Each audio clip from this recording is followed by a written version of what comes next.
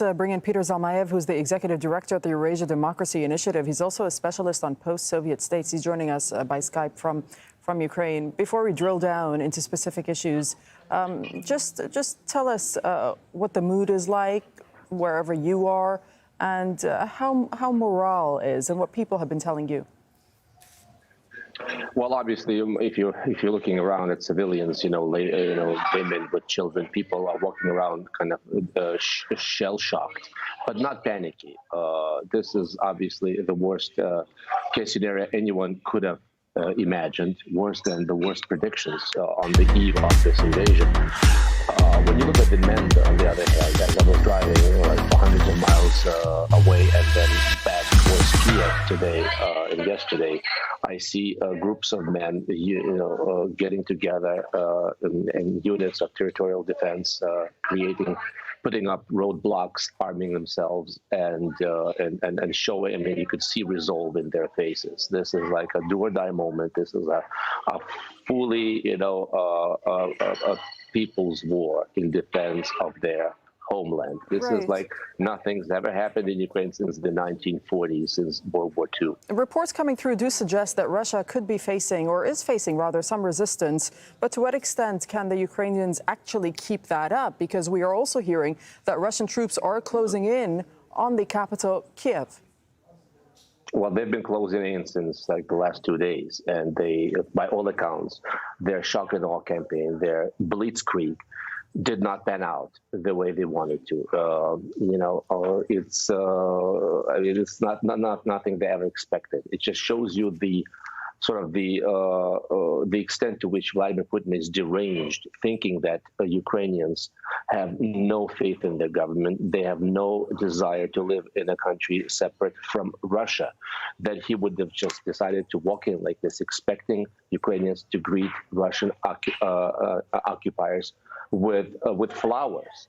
And he's probably, I'm not sure what's going through his head now, but he's having a nasty surprise because there is no love whatsoever for Russia here in Ukraine. And much of this uprising of national spirit, national identity has in fact been due to Vladimir Putin. As I've said it elsewhere, Ukrainians, apart from having the, absolute justification for hating Vladimir Putin, have also something to be thankful to him for, and that is precisely bringing him together in a sense of, in a spirit of national unity. How do you think the President Zelensky has been handling all of this so far? According to the Russians, what they're saying is that the leadership in Ukraine is refusing to negotiate, and that is why the Russians are now continuing with their military operations.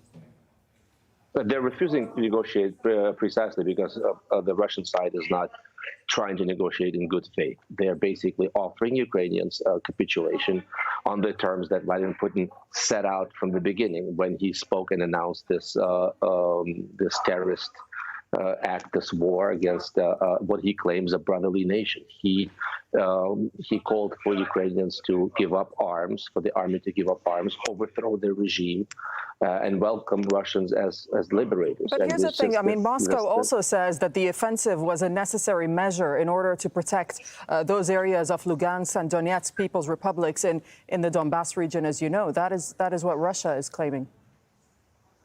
And that's what it's, it's an absolute and blatant lie. Everyone knows it. They have claimed that the denazification is important, is an important component of the mission. I mean, Christ, our President Zelensky is a Jew, is an ethnic Jew. I mean, Ukrainians are probably one of the most tolerant nations.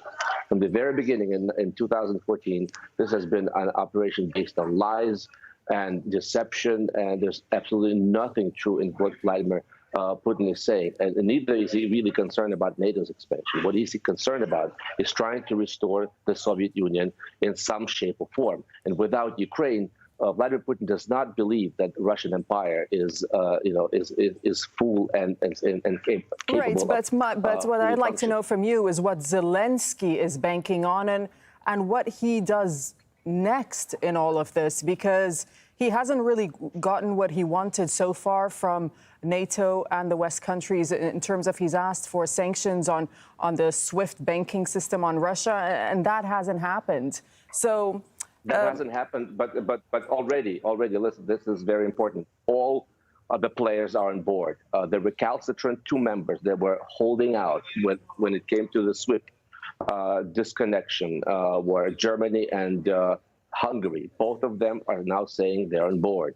So this is a matter of several days. The massive sanctions have been slapped on Russia's financial institutions.